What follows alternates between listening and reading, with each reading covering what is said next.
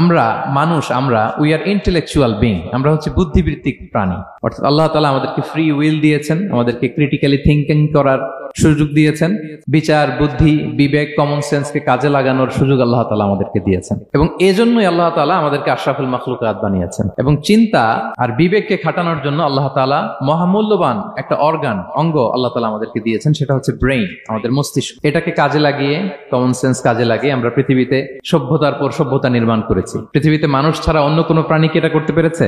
এবং আপনি শুনলে অবাক হবেন, আমাদের এই যে ছোট্ট ব্রেইনটা, খুব বেশি না কিন্তু ওজন, একটা প্রাপ্তবয়স্ক মানুষের human brain on an average 3 pounds, মানে 1.5 কেজি। এই 1.5 কেজি ওজনের ব্রেইন দিয়ে আমরা পৃথিবীতে এই সভ্যতাগুলো বিনির্মাণ করেছি। আমাদের এই ব্রেইনের মেমোরি ক্যাপাসিটি, মেমোরি স্টোরেজ অনেক বেশি। বিজ্ঞানীরা গবেষণা করে ওনারা জানিয়েছেন যে আমাদের হিউম্যান ব্রেইনের মেমোরি হচ্ছে 2.5 পেটাবাইটস। আপনারা মেগাবাইটের নাম শুনেছেন, গিগাবাইটের নাম শুনেছেন, পেটাবাইট হয়তো অনেকে শুনেন না। পেটাবাইট আরো অনেক বেশি, অনেক বড়। তো 1 পেটাবাইটে হয় 1 মিলিয়ন গিগাবাইট। তার মানে আমার আর আপনার যে হিউম্যান ব্রেইন, এই ব্রেইনের ক্যাপাসিটি হচ্ছে 25 লক্ষ গিগাবাইট। সুবহানাল্লাহ, এত আসতে।